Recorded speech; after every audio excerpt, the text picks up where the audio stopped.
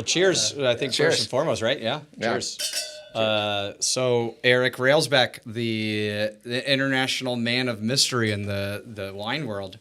I don't know if we need to do an intro for you, but I actually don't know what Eric does. Eric, I feel like does a lot of things. From my research, right? How do you drink a lot and can handle my booze pretty well? So I haven't, that's pretty much what being a sommelier is, and that has translated to hospitality, importing wine. I grew up in restaurants, though. Essentially, it's kind of how I started drinking, and I needed a way to justify my drinking problem to my religious parents. So being a sommelier was the easiest way to kind of figure that out. So. But my first job in hospitality was McDonald's. That's great. Yeah. I'll have it noted that Eric sent me his resume last week because we're doing a little class at the bar that I own, and I didn't believe it was his real resume.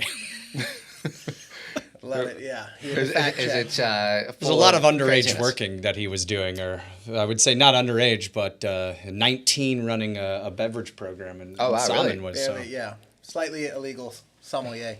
For sure. But yeah, no, I lived up in Oregon in wine country in the Willamette Valley growing up in high school, and my older brother was a sommelier. And so I would do all of his bitch work. I don't know if we can say that online, but bread and water service at a lot of really great James Beard restaurants. And he would get me, jobs at little wineries too, just mowing the lawn, bottling, whatever they would let a high school kid do. And so on my resume, I had worked at a lot of really nice restaurants and wineries, and I was only 19.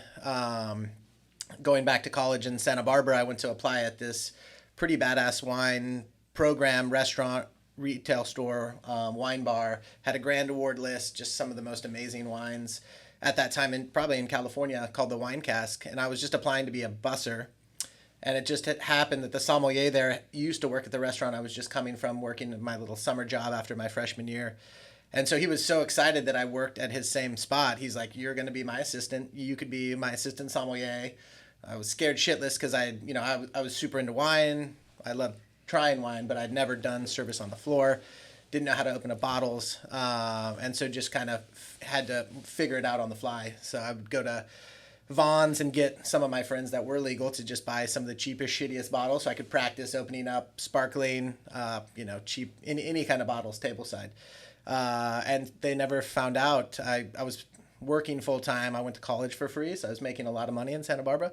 And I was probably spending $1,500 a month on just like buying crazy shit to educate myself. Just DRC, all the benchmarks of Burgundy and Rhone and Bordeaux, just because I was reading about these things and I needed to taste them. And then after a couple months, they're like, "Why are you spending so much money?" I was putting the maximum in my 401k and I was spending thousands of dollars a month. I'm like, "Well, I'm 19. Like, I don't really need the money right now. I'm just like learning." And then they're like, "Shit, you're buying all this wine underage." So I had to stop buying wine with my credit card after that and turned to all cash purchases under the table. Perfect. But, luckily I rented a room from the GM, so I would just give him the tip money and we still could buy stuff. That's a great story. You made it through then, right? That's I think I was a dishwasher at a soup restaurant. So yeah. This place wasn't as cool as yours. So that was sexier than the McDonald's job I started when I was 14 in Kansas. That was, try not to talk about that as much. But, now you're basically you're in all facets of our beautiful American 3-tier system. Yeah, that's the beauty of California. You can kind of get around. I have a good friend who's the lawyer, and so he helps me with different That was going to be one of LLCs. my big questions: is how do you participate in all those in retail and importing and not get into. And I think maybe, by the way, we should tell everybody, if you don't know what the 3-tier system is producer produces wine, and then in the States, if we want to get in the States, we got to get an importer. That's the first tier. And then after the importer's got to sell it to a distributor in each state. Each state has its own laws, and then that distributor sells it to eventually a retail like Nouvelle. So Eric is a wine producer. He's a member of a retail shop, and also an import company and a distributing company. Yeah, and so which is a little problematic in many states. In California, you can kind of be in 2 tiers, or you have to set up some LLCs and kind of skirt around stuff. But because now my involvement with Grand Cru purchased my little distributor in California, and because Grand Cru is based in New York, and one of my Verve Wine, one of my retail projects was in New York as well, I had to step away from working daily things with Verve because New York is much more strict, and they'll actually come after you. They'll fine you. California, nobody really cares unless someone complains about you, and then they'll look into it. But everyone's just kind of doing their own stuff. So you can make wine, sell it to yourself. You know, during COVID, that's what I was specializing in because distribution was shut down. You know, we're still making wine, so I would just be on the floor of the retail store every day, just emailing people, selling our imports, selling our stuff we were making in Santa Barbara, and so that one tier was able to keep kind of everything alive. But now that the world's back up and running, we can. I'll say, don't go after him. He's an American hero. No, put that. I'm not. Yeah, these are softballs. But I do have an interesting question though. Like, given the fact that you're working in all of those, and of course you had a lot of experience on premise as well, which you're not currently doing, except for last night. I think you were somming around a little bit. But is the which one is. What is your passion lie? What's the craziest segment? What's the hardest? Like, I mean, I did a little bit of importing for a short period of time, and I don't think I would do that again, honestly. I was importing some vermouth for like a short period of time, and I was like, this isn't making any money. This is like a money pit, and I'm like, oh, big uphill battle. I'm gonna just do the things that make money, right? So yeah, I mean, cash flow wise, importing is definitely the hardest, but I think. For me, growing up on the floor is like the hospitality is what we love the most, and taking care of our friends and guests. And I think with Grand Cru, like everyone that, is in our distribution family, it's like everyone grew up on Michelin restaurants in New York or California. And so we try and bring that hospitality to importing, which a lot of importers, you import wine, you sell it. We really care about our clients, our family, hanging out with John. It's like, it's not like it's not some transaction where it's like, great, John's going to buy some wine from me. It's like coming here to hang out, do events with him is much more meaningful than I think traditional importers. And then the way that we think of our producers we work with as well is much more family. So, that's kind of why we get into wine. You can make some money off wine in the beverage industry, but you could probably make more money, in the stock market or something. But well, we were talking today. I mean, on multiple things. Is like if you're not passionate about this industry, specifically the end result of it, which is the hospitality and the selling to the guests, and really we call them guests, right? It's like if you're not into that, you probably don't need to be in this business from the beginning because there's a lot easier ways to make money. It's pretty apparent with those, it kind of is an easy thing to see when that's not the investment, that you're putting into the, and that's one of the pillars of us starting this thing is we wanted to talk about all the tricky nuances of hospitality in today's modern world, and I think that there's going to be a lot of conversation about like what people are doing that's positive or negative or. Oh, and by the way, I just want to add a little caveat that Eric is an absolute beast on the floor. So if you want him to come and work one of your events, just be prepared that you're going to sell triple what you thought you would. Strong hourly fee though, so yeah. It's an hourly fee. All right, that's good enough. One of the other things that we talked about when we were going to start this, John, was like, John, by the way, I think spends all of his money on running around the world going to to Michelin star restaurants. What did I say today? I was like talking to somebody. We've got a family trip to South Africa in August, and I was talking to one of the winemakers we're going to see. But by the way, I also should add the caveat that Josh is saying is like traveling with me is not enjoyable. It is at an ultra pace. And this doesn't mean we endorse South African wine. So just so we're clear on that. But anyway, this winemaker told me a great thing about people in our industry is we drink well, we'll never be hungry, but we'll die broke. And I think that if you know hospitality people that are truly into it, they will spend every frickin' dime that they can on wine or the experience of eating and drinking. And as Josh has indicated, you guys both know I'm obsessive. I think you're well on your way to broke then. Is what you're sort of trying to tell me. Him and his wife are like constantly traveling the world, and you hit like what 10 restaurants a day or something crazy? No, I mean my record is 10 though in Chicago one year. I won't recommend that to anybody. By the end of it, I think I didn't basically leave the couch for like 3 days. But I mean for me it's like I don't even know how to describe how romantic I get about it. Like when you're sitting at a restaurant, in this digital era where you have your phone and everything, it's like, yeah, I take a picture of it, but like it is a one-on-one experience that you're crafting with the person you're sitting at the table with. And I just don't think that there's anything more special than that. And for me, is like everything of great hospitality moments are sharing those. And that comes to bottles. Like we're not bottle junkies or hoarders. All three of us at this table, I guarantee, because I've drank with both of you guys, you don't care how expensive the bottle is, but if someone wants to share it with you, you'll open the bottle, and that's what it's about. And I think there's no difference in that in going around the world and seeing people at their best level giving you something that's very personal and then being able to share that with somebody at the table. I mean, that leads me into the question we want to ask Eric, which is, what is like your most memorable hospitality experience? That's... Damn. I mean, that's a hard one. Deep on there. For me, I mean, and John's super into the 3-star Michelin and dining, and that's great, where you can go and have a great time, spend some money. But for me, the best hospitality is being in someone's house and then taking care of you. It's not about spending money. You can go anywhere and have a great experience. But for me, what's great about food and wine is people truly care. You don't have to spend $1. And I was really lucky as a kid growing up of having great mentors open up crazy bottles for me. Robert, who owns Grand Cru, with his partner Ned, who's passed away. I mean, he would open up some of the most generous bottles for me, do the craziest stuff. When I opened up my first little wine bar in Santa Barbara, both of those guys came out with Piero Incisa, who owns Chakra. Their family's from Sassicaia, pretty fancy resume. These guys, Robert and Ned, had run 2-3-star Michelins in New York. Those guys are there helping me set up the table, folding napkins for my investors, just crazy shit that is not normal, but that's what people do in this industry, and that's kind of what I love about it. Not, I've been to 3-star Michelins in France and going to Trois Gros next week, which is probably one of my favorite 3 stars, but one of the best. There's nothing better than having dinner with the chef, and their team after service, because that's, the true hospitality versus on the restaurant floor, which is. And I'll echo, it's like, Josh, you've been over at our house. We love hosting. I mean, if you can sense a person who works in hospitality and loves those moments because they'll have you over, and I love taking care of people, and I agree.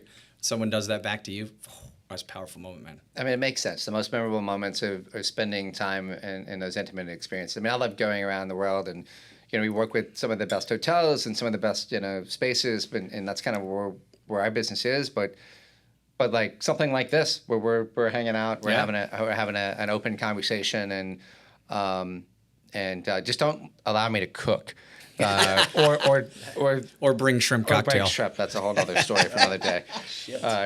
I was told I'm the beverage guy, and I was told to bring food to all the chefs. Play to your strengths. Yeah, one of the perks, honestly, about those house entertaining parties, is like when you're in the industry, a lot of chefs, so there's a lot of parties I get to go to or host where it's like, you get some of the best cooks in this city that are just throwing down, and you eat really well again. So, it's the only way. So I was going to ask, like, I've got a cheat sheet here to kind of keep the flow going. Here is, so your new role with Grand Cru, like, seems kind of awesome. Can you tell me more about that?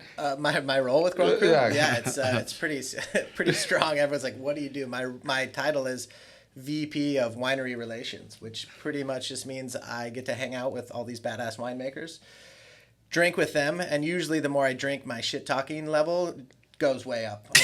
That's how it works. I'm pretty good I can at attest to that shit, from last night, closer to the end there. Yeah, so I do everything pretty much for the company, but it's, taking care of them, bringing them out to the country, working the markets with our retail, restaurant partners, distribution partners, and then just making sure that they're feeling the hospitality from us, and they're feeling like they're part of the family. So if you want to go on vacation, I'll take that. If someone, I'm trying to get those supplier trips to come back. Was hounded on Eric yesterday. He's like, hey, what are we gonna do? Get me over there. Trips, yeah. So we're sending them to South America to drink really cheap Chenin Blanc or South Africa or whatever.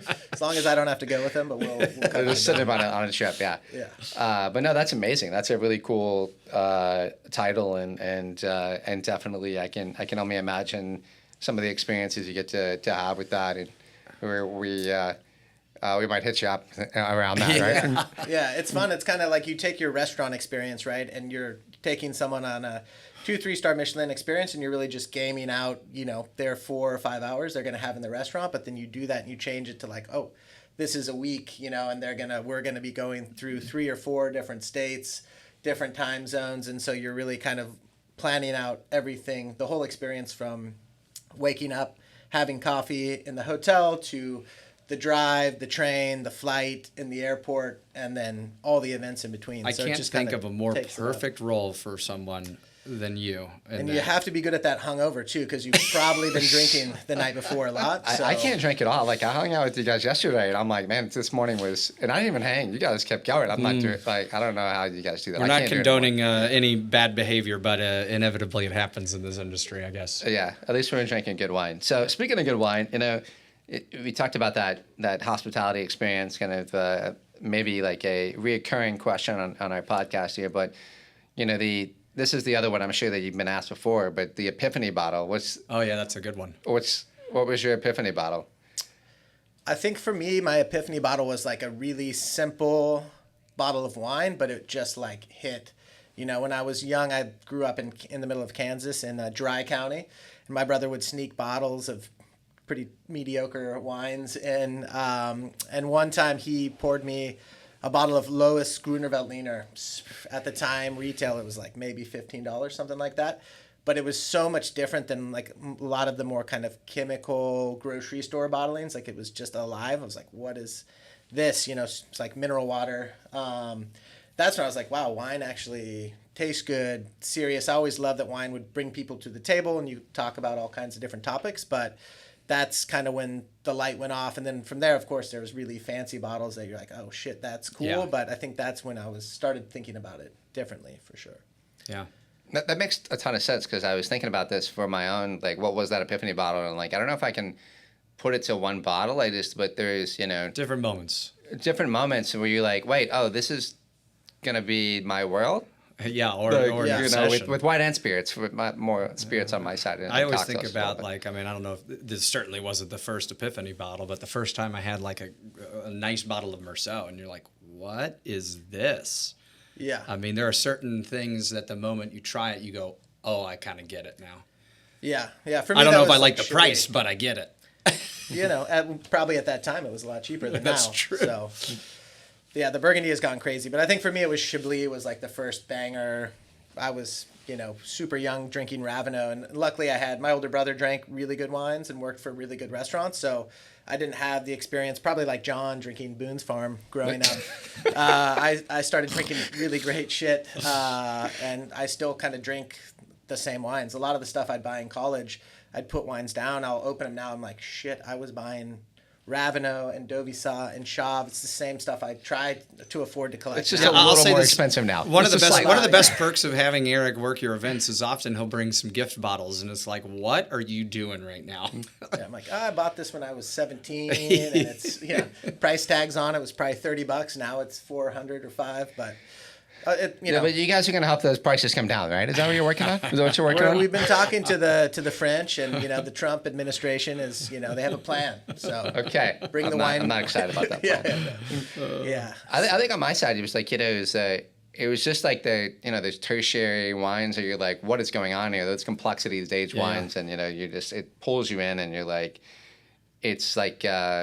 Down the rabbit hole, you're junkie. You need to come back and find that again, right? And I think that's the problem right now with the wine prices, that young kids are not going to have that experience to have moments where they're tasting the best benchmarks of the world and with age. How many people drink old Burgundy now? White Burgundy from the 80s, this is a great transition, and I think it's one of the topics that I want to continue to talk about. And you and I have kind of talked a little bit about it, but you see the declining Gen Z.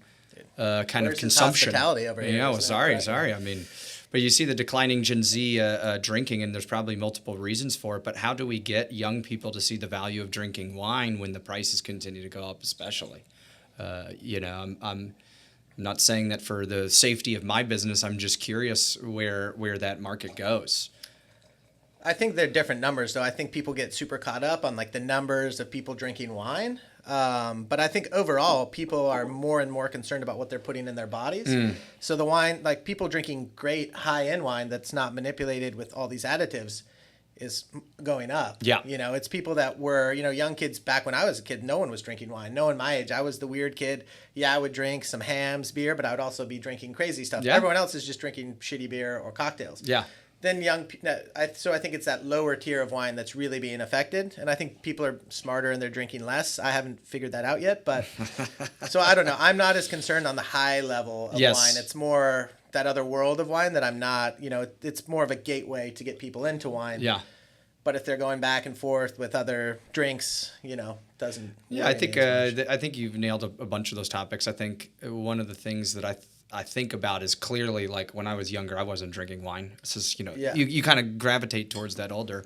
But I think you're right. There's a transparency in the products when the consumer knows a lot more about what they can research, what they can find out. So they're very educated by the time they come to the shops. They can get a lot of information. I still think there's a real good role for good wine buyers, good sommeliers to lead guests and kind of show them or showcase stuff they don't know. I think it's paramount, though, because I think the problem with wine is, like, there's no regulation, right? You've got the label. The only thing you have to put on here is the percentage of alcohol and that it contains sulfites, which is just a byproduct of fermentation, right. Even if you don't add it, which there's more sulfur in a teaspoon of ketchup than a whole bottle of classically sulfured wine. But you can add sugar, coloring, all the other shit that actually makes you feel terrible. And so people now, I think food being with the labeling is kind of leading that. And I think wine needs to move in that direction. And until it's regulated, you need the sommelier. You need the caviste to tell you who's farming well. But a lot of times, a lot of people in stores and on the restaurant floor don't know, because how are they going to find out, Well, and I think, too, is after COVID, we got I was talking to one of the champagne makers when we were over there in March, and they were saying, is like, man, the industry really got hit in COVID, where a lot of the educated guys or people that had been doing it for a while kind of left. And now there's this stepping stone or this gap period where you're getting people in these roles that they're kind of being thrust into without a lot of the training or support network. And that's kind of the story of the restaurant industry, right? It's like, who's the next GM of the restaurant? Well, whoever's the server that's been there the longest is willing to do it. Yeah. The mentorship is completely decimated now. Yeah. I mean, when I started, you go to New York and you'd have crazy amounts of sommeliers had been running the best restaurants in the world.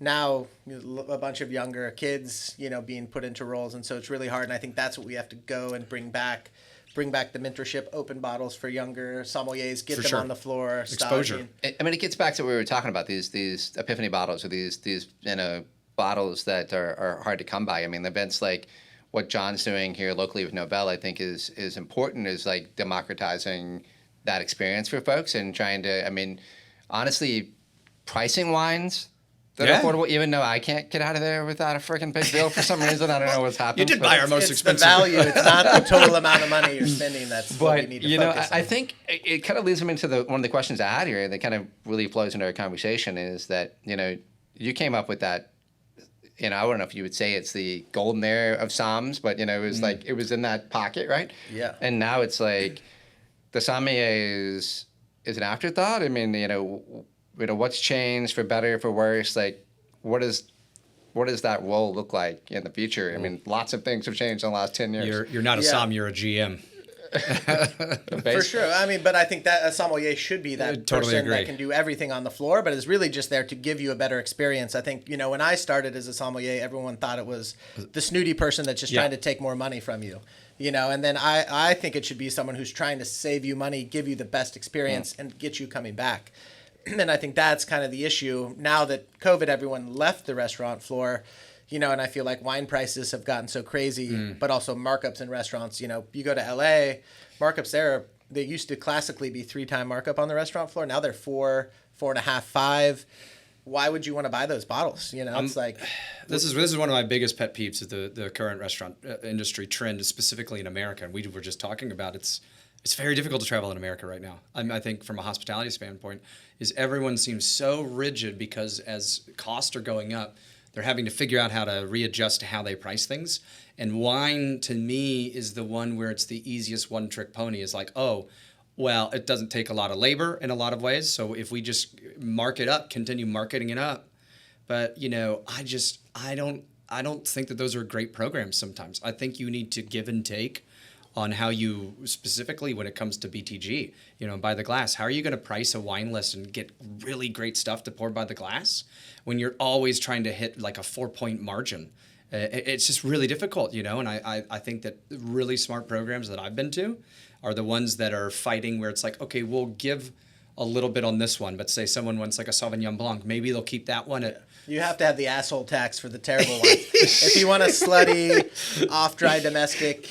Passos in, you should pay for that, right? But if you're going to buy a nice glass of champagne, obviously it's going to be more expensive. There should be more value there. Well, it's like with the events that we did yesterday, it's like, we were opening those 3 liters. We love big bottles, and we cannot lie. Size queen over here. That is John. We love them because, and I was telling Eric, and I think you yesterday, as you guys know, I don't make any margin essentially on those bottles. Those bottles are meant to be real fun. And it's crazy shit that we were pouring yesterday. The Maine Pelican, Pierre Peters, 3 liters. Like, we just want people to have fun and drink it, and you're drinking it at a price that I think's... It comes back to hospitality. You have to curate, whether you're doing wine or, on the cocktail side, you curate a menu that creates an experience. And, if you're doing it, you have to look at your bottom line. You have to run a business. You can't, broke, obviously. But on the other side of things, like, if you are so much about the numbers, then you're not going to be successful. Like, you have to have a personality. You have to have your restaurant, your bar has to have a personality. And if it doesn't, people don't want to spend time there. And I think that's evident. And what you have on your list, if everyone has the same thing, especially in like the market we're in, the Midwest, like everybody just copies everybody else and does the same exact menu, then why do I want to go to this restaurant or bar over this restaurant or bar? Yeah, there's no difference. Well, I think some of those lists too, and you get into those like real big lists. People love having those collecting bottles where it's like they price them to the point where no one's going to buy them. Yeah, and you can't take a percentage to the bank though. So if you're not giving value, you're not making any money. That's right. So for us, we always price wine. Every restaurant I've been lucky to work at, like RN74, we would sell wines $18.95 DRC and wines from the 20s, 30s, 40s. We'll go back to that. You can't just price those like regular wines. They have to be a good value compared to where you can find them. So have it be around an event to an experience for one time. I tell people sometimes it's the steakhouse model, right? It's like it's okay for me if a bottle is of a certain amount, you're going to make so much more cash on it if you just sell it for 2 times as opposed to trying to hit the 4 points. So it's like I'd rather actually get the cash flow and move it and take that, exchange, and at the same time selling them. You can't sell some of this stuff. I mean, our champagne list is ridiculous. If we were to price that at a typical 4 times markup, we wouldn't sell any of those wines. No, you wouldn't. And no one would trust us to buy those wines. But you're also there hand selling those wines too. Like, I think that's an important part of it. When you go back to the sommelier and/or call it what you want, whoever is selling wine in the restaurant, right? Like most people you mentioned, everyone can pull up their phone and like look things up, but I don't think that people are as educated as you think they are. They want that experience, but they don't want to look dumb. They want somebody to like help them along that journey and guide them. And I think that, call it what you will these days, som or server or bartender, that is something that I think has been lost in this COVID era. Like everything got sucked out of the industry. Our clients, we deal with, some of the biggest steakhouses and hotels in the world, and they come to us, these big beverage operators, and they say, actually, we want to sell my wine, and I said, why? And they say, because the cocktail complexity, it's easier for them to open a bottle of wine. Yeah, it's so much work. And so of course the immediate conversation is, well, we got to train the staff, and they're like, well, we don't have time to do that either. So it's like and this is where I got to be 22, and I got to be careful right here with the cocktail culture, because Josh knows my viewpoints of cocktail culture. You suck cocktails. Some cocktails. They're not very good. They do have cocktails. John has to make them for you, unfortunately. Yeah. You better get a bottle of champagne. You want to talk about, we've had this real boom in the cocktail culture. I think that we can all agree on that specifically. It's just gone haywire. We're off topic a little bit with a sommelier here, but I think that, my viewpoint on some of the cocktail bars around the world. I think they're pretty anti-hospitality. And it's a lot of this, like, look at me bartender kind of thing. And I think that it really... They stole that from the sommelier, because we used to be the assholes in the food and wine. Now we're the cool guys. And now we're nice. Now we have your best interest, and then the cocktail... I mean, you're not wrong. Right? I think ultimately, like, that became the cool thing. I think so. They're also called mixologists, John. They're not bartenders. They're mixologists. That was the only way you can talk. I mean, but that happened. They went through that period of, it's similar to the sommelier, where it's like curly mustaches and vests, and you got to know the secret word or whatever, right? Yeah. And I think that's that's changing, and I think, but you're right. I think there's an element, and we can, we deal with a lot of experiential things. We manufacture things here, and I think that if you are doing that and you're not gearing that towards something that is a hospitality experience, that's been engaging with the guest, and it's more about look at me or look at the weird thing I'm doing here and some weird ingredient that I made, then you've lost the point, obviously. And we tell our clients that often because they're just like, But I think there's a little bit of that fine line between like intrigue and experience and, a little bit of that Don the Beachcomber vibe. Yeah. Oh, don't get me wrong. I love a good cheesy tiki and bar. Kitschy and weird and dumb. Yeah. It's a very fine line.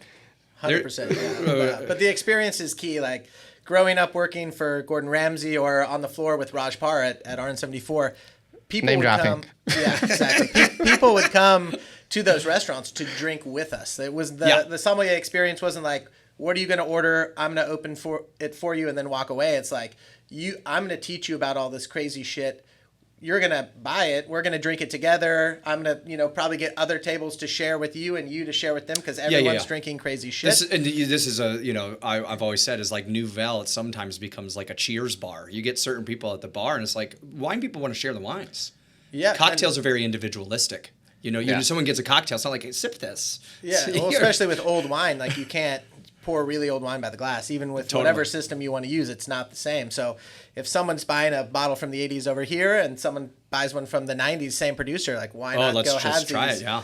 I mean, that's the most fun thing. I love going into your bar and like opening bottles of wine and just meeting people at the bar. Hey, try this. You should try this wine. Like, with your staff. And it's usually a domino effect at that point. Yeah. We saw it happen yesterday. And then of course they want to buy stuff. And, yeah. There's a lot of sharing. Getting back to, I was obviously joking around the name dropping, but like you've had some amazing mentors. Like, that's really cool. Like, tell me more about, those mentors and how they've shaped who you are. I mean, I think for me, it was all I used to read a lot and all about learning about wine. But for me, I could learn the quickest and the most efficient from someone truly great, and I would look at all the people that I wanted to be like growing up. And none of them went to school for it. Going back to bartenders, if you go to bartender school, like you're fucked. Like you just wasted a bunch of money. Just go. Don't do that. Yeah, do not do that. But same within restaurants and winemaking. So it all comes back to those people from learning, and then introductions to new people. Like meeting, I met Robert Bohr while working at Domaine Dujac with Jeremy Sess. He also introduced me to Raj Parr to work at RN74, and it all just kind of trickles down. So for me, learning from all those guys, because they all do things very differently, all in a really great way, and sort of have access to all those great minds, for me, it was like you learn all this stuff, you filter what works best for you. But that for me was way more important, and that's why I would always have 2, 3, 4 jobs, like have a great retail mentor, a great restaurant mentor, winemaker mentor, because everyone tastes differently, they think differently. Winemakers and sommeliers are the opposite of how they taste. I think that's really important in our industry. We talked about like how we get it back this COVID lot, from the big restaurant groups that we work with into the small, independents, is that bringing back that mentorship, I think is the way, right? I mean, that's the way we're going to get there. We've got to train staff, and we've got to show them that it's I think one of the big things we talk about today is like, in Europe it's a career. It's a true, genuine, profession. And I think we need to get back to educating and showcasing. And I think that there's a lot of great somms out there that are doing that. People like Bobby Stuckey and Aldo Somm, and whether or not it's not just high-end guys, but those guys are very vocal on not necessarily advertising a clean lifestyle, but saying like, hey, you got to show up to work and you got to be ready to be to work. Yeah. You can't be doing that if you're hungover every day, and if you wanna get good at being a somm, you got to put in the effort. You got to go to the tasting groups. I mean, and then you got to do the training. We got to focus on that stuff. Yeah, the training and the repetition is the key, because I think all the television with cooks and sommeliers, it became very sexy to be a sommelier. Everyone thinks it's you're really on that cool, movie. But you're you're schlepping boxes, you're doing a bunch of bitch work the whole day. And then you're on the floor popping fancy bottles for a small quarter of what your job actually is. So I think, training people on everything, not just, I think with the Court of Sommeliers, everyone wants to just blind taste wine, and that's super fun and very cool. But, how do you run your relationship so you can build a better wine program and have a better list and get better allocations. How do you do all the back end? How do you cost all your stuff? How do you manage all your inventory? And all the stuff that's super important that is not, seen as much on the sexy side, which is hard. But I think Raj Vaidya, who used to run Danielle forever, one of the great, floor sommeliers, great taster, he's been really good at mentoring young kids, starting, doing La Palais with Daniel Jonas. It's like they get these events with famous winemakers. Now they have Fête de Champagne. They're doing stuff in the Rhone, now Italy. But now all these young sommeliers from all over the country and now world, people are flying in to work these things. They get to hang out with the producers. They get to taste crazy wine. But also, most importantly, they get to learn how to open and handle old bottles, because a lot of people see fancy stuff on lists. Maybe they've tasted it, but who knows how many somms know how to hold 100-year-old wine, serve it where it's actually pristine instead of shaken up. There's even people that are really high in certifications. We won't mention any certifications, but that still don't know how to do that very well, because most restaurants, you're not selling wines that are that old, and so. And I bet it's a really cool program. I've had the liberty to be at both La Fête and La Palais and on the guest side, but kind of sneak back in the back of the house and watch that mentorship in real time. You see people learning from each other and. Yeah, that's stuff you can't learn in any restaurant. Really, 99% of the restaurants in the country, you can't learn that style of service or all that stuff that's going on behind the scenes. So, I think that's huge. That leads me to the next question, because we got to be a little unhinged here, right? So, the back from your Somm days, tell me the craziest Somm story from the floor that you've ever encountered. That's because you worked at some crazy bottles, some crazy restaurants. So. Yeah. I mean, one of the one that I can mention, on the podcast would be. I'm sure there's a bunch you can't. Yeah. We're gonna keep it a little clean since we're in God's country down here. But one of our big collectors at our end would, he wanted to drink with me every time, wanted me to tell him about the bottles. So any of the Mina restaurants he would go to, I would, take an Uber or taxi at the time or walk to one of the other restaurants to meet him. And he would always just let me pick. We'd sit down at the bar together. This guy was a big guy. He was a foot taller than me, much, much bigger, so he could drink. I mean, I can drink and handle my booze. This guy would hammer down a couple Manhattans before we'd even start. I would try and do one with him because it was hard to keep up. And then he would just let me pick, and I'd pick. One night I picked 1855 Lafite. Just the two of us drank it. Chef would just send, high-end chicken nuggets for us to eat while we're drinking that. Then we moved into 1845 right afterwards. And both these bottles in the same night? Same night, yeah. Same bar after we. I mean, I'm pretty hammered. These bottles are $25,000.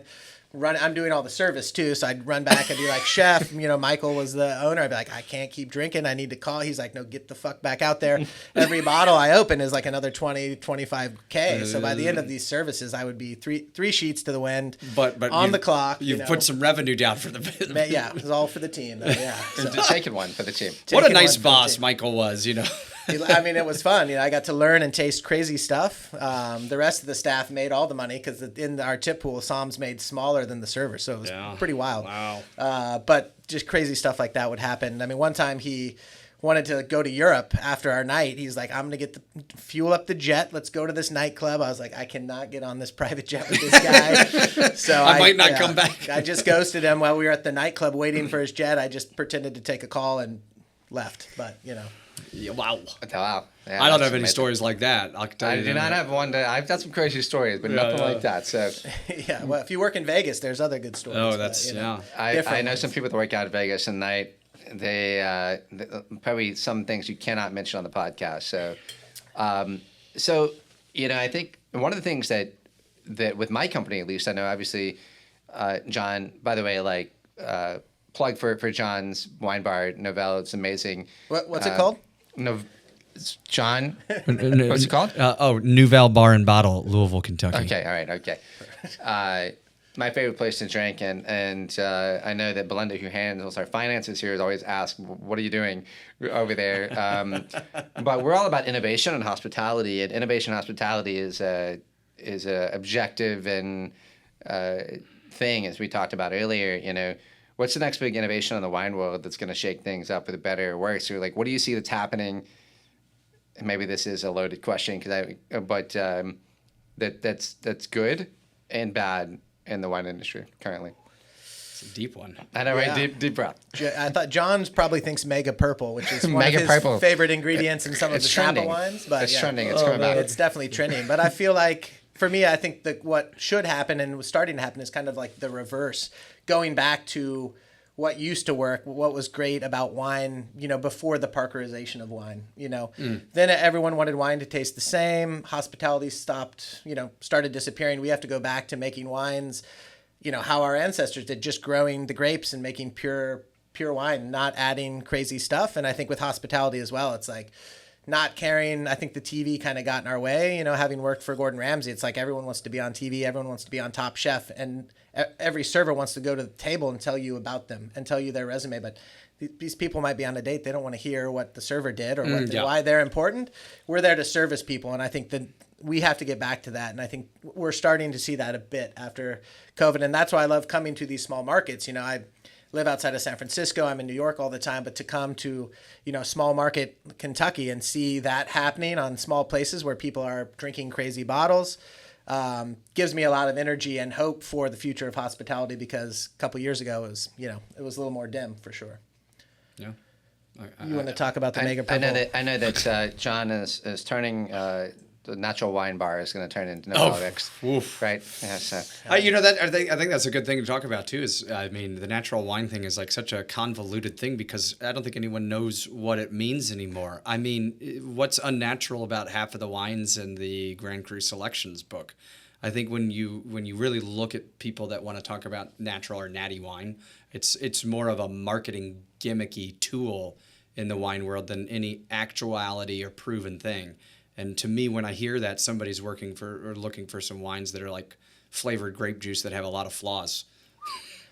I love it, yeah. I think it was kind of born in France, this natty wine. A natural wine for me is totally different. But natty wine, I think, came because we ran out of great terroir. Everything's classified in France.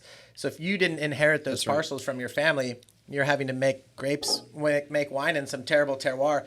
If you don't have these flaws, if you don't have VA, if you don't have oxidation, there's no character at all, and it doesn't set you apart. So to have a little bit of these flaws makes it stand out in the glass, and that's why I think people started liking it. A lot of these natty wines, people don't even know where the grapes are from. They're not farming them. They're just not adding sulfur, and so the wines taste terrible. And sometimes they don't even have any typicity to taste like the grape itself. Yeah, for me, it becomes a buzzword, though. I think, but the positivity is bringing a lot of young folks to wine.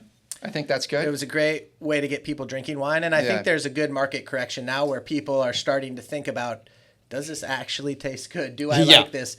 And what's happening in the vineyards, like great wine is made in the vineyards. And so all of our wines, they are real natural wines. They're growers. They're farming impeccably.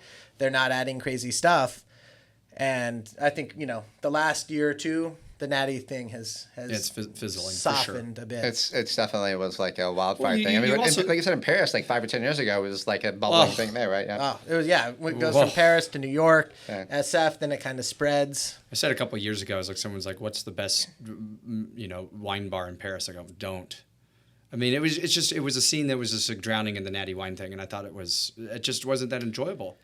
There was no hospitality or education. That's right. Everyone was a lot of that dogmatic. rebellious kind of if mindset. you don't like it was very much a trend. Yeah, it was just like and be zero seen. hospitality. Zero. People will get hostile. You ask them some questions. You're like, oh, you're not natty or whatever. Yeah, you're not in. Wine is about hanging out with people, having a drink. There was a total gatekeeper kind of thing about it, and you had to be cool. I think the thing that for me, when you're saying the course correction is you can see it. The people that maybe got into wine because they were drinking natty wine, and then you give them something like a really clean, Pinot or something, and they drink it and they go, whoa, what is that? And they haven't had it before. It's like, that's delicious.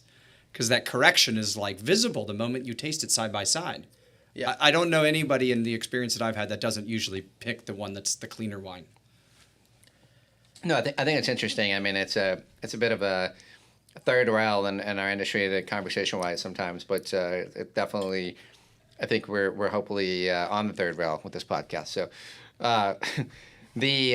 speaking of third rails, what about this whole direct to consumer trend? I think that how is that changing, elevating or diluting wine? I think that obviously for me it's I want to go to a place like Novella and I want to have that experience and have John bust my chops the whole time. So Yeah. it's, I mean, I think everyone kind of sees the margin of direct to consumer. You're cutting out an importer or a retail store. But I think what a lot of producers forget is like they're wine growers, right? They're great at making the product, at farming. And then to be able to do the hospitality thing, that's a totally different, strength of someone to do. So I've seen John in the vineyards. Most wineries don't want him to stage during harvest or the growing season because he's not good at that shit. But trust me, I don't want to be. He can in open there. up champagne, and so I think having that hospitality is what you'll lose if everyone starts going direct to consumer, because then running your winery, you're no longer a farmer. You have to worry about all these social media trends and taking care of people, and so I don't necessarily see it disappearing. I think for us, we do help a lot of our producers at Grand Cru do a little bit of direct to consumer with us involved, because we want them to make more money. I think there's a lot of importers that want to make all the money, and they start, the wine growers see how much they're making and they get angry, and then they want to just sell directly. But I think if as an importer, you're showing your value and your hospitality and you're trying to make more money for the grower, I think that's where it needs to go. And I think Robert was on the forefront of kind of seeing that problem, seeing all these great, super famous Burgundy producers, Champagne producers wanting to sell direct. They don't want to be doing that stuff. And so I think if we can help them make more money and not let it disappear to someone who's not doing a lot of the work is kind of the key. it all comes back to being a good partner and being making the business make sense. And I think that, but yeah, it's definitely, kind of a growing topic and interesting. And what you guys do, of course, the wines in your book are, of a different caliber. You know what I mean? I think it's a different experience, and it's, so, maybe not as much of a conversation for you guys. And so, the other thing we talked about, the natural wine thing, what do they get right? What did that movement get right? Or I think one thing I like about it was just taking wine off a really high pedestal and just making it a fun beverage, part of the meal. Like you can drink it out of a water glass or whatever, and you don't have to overthink wine. That's right. You can, but it can just be, something on the table. That's what I love about what wine is in Europe. Yeah. It's a drink. It's part of the meal. In Austria, working over there, they're adding soda water to it, drinking spritzers in the vineyard, because they don't want to get drunk, but it's, part of what they have. Put it in their tea in the morning. Some of these very famous producers here were like, wow, that's allocated. You get a few bottles there. They don't take it seriously. It's a great bottle of wine, but it's delicious. And I think the Natty kids, at least brought that into the wine thing, which was cool. I would agree. I think there was a party atmosphere to it, which was nice. It just made it fun when it wasn't trying to be a gatekeeper. I do agree with John. I think that, that there was a point when wine and cocktails, we talked about that whole, this got too serious. Like, at the end of the day, if you're not having fun, well, that's why tiki bars are still the best. You kind of lost the point, right? Yeah, Right? yeah. You got to wait 20 minutes for your cocktail. Oh, that's the thing, man. If you want to talk about the biggest pet peeve I have in the goddamn is you make a guest wait that long for something that's a total of 3 ounces, suck it down, and it's got no ice in it. It's irrelevant. Then I got to wait. And then you give time limits now. I mean, half of the best bars in the world right now, you can make the reservations like you have to be out in an hour and 15 minutes. I mean, that's just not. No, I hate that. Like when you order a bottle of Merlot and you got to wait like an hour to get it. It's terrible.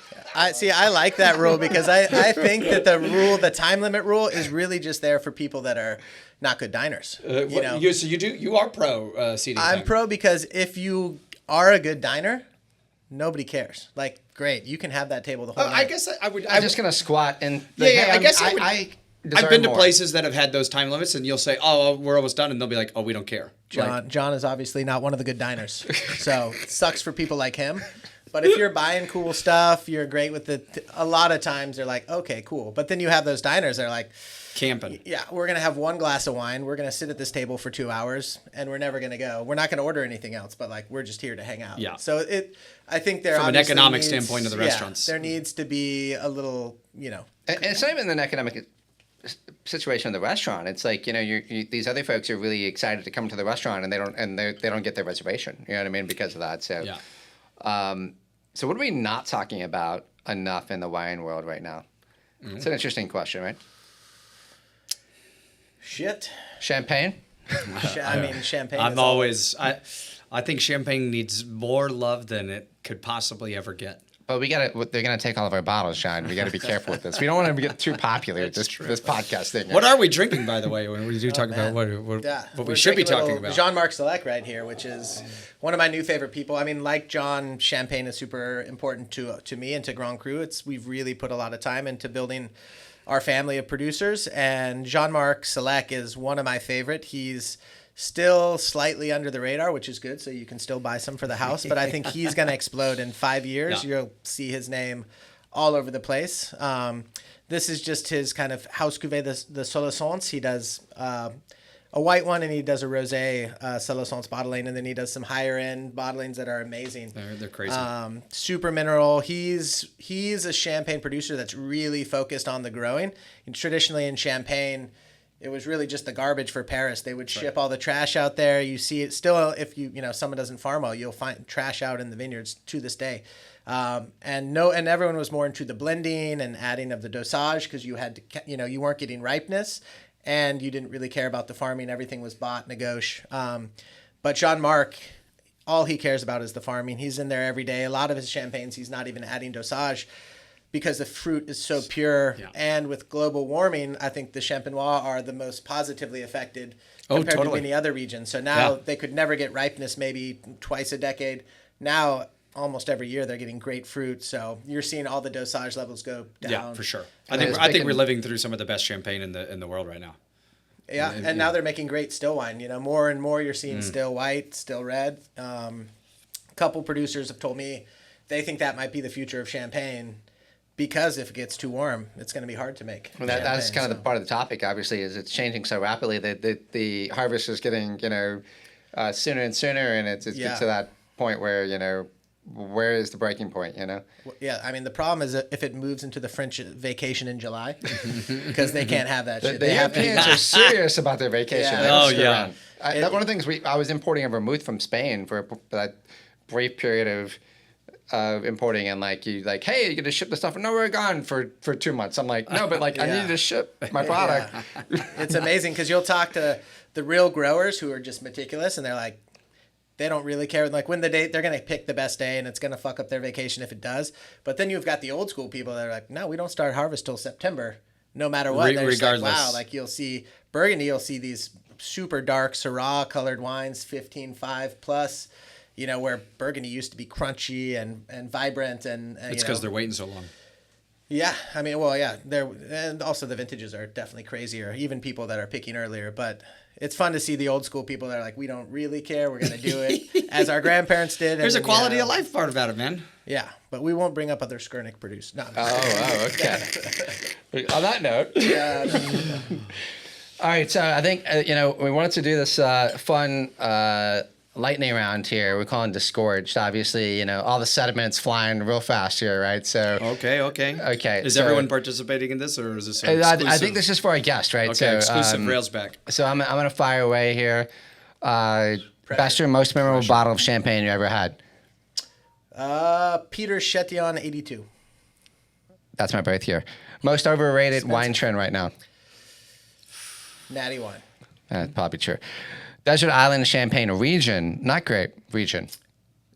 Champagne region? Yeah. Oh, he's getting real deep on the subgenres. I mean, I like Manil. I love all the mineral driven Chardonnay. I can get behind that. One champagne producer, dead or alive, you'd kill to drink a bottle with. Fred Savard he's an animal. Hanging out with him is always the most fun. So we gotta schedule that. That sounds fun.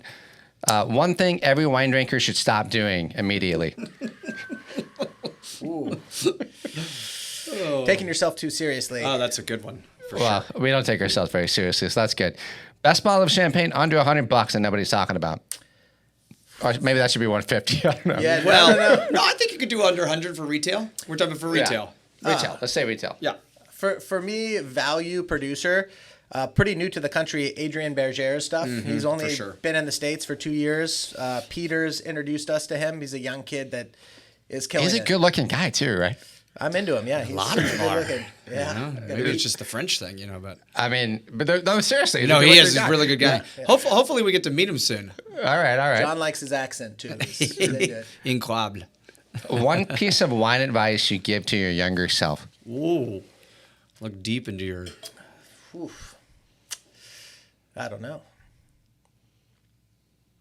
I mean, I think it goes back to the stuff before, like not taking yourself too seriously and taking a step back to learn from others. You know, I think like the bartenders now too, you know, you get caught up in yourself and it's really about, you know, the service, the hospitality and learning, you know, from people around you. So. This has been pretty awesome. I mean, honestly, like this is, you know, for everybody to know, this is the first time we've done this. It may not be the first podcast, but this is actually the first time we've done this.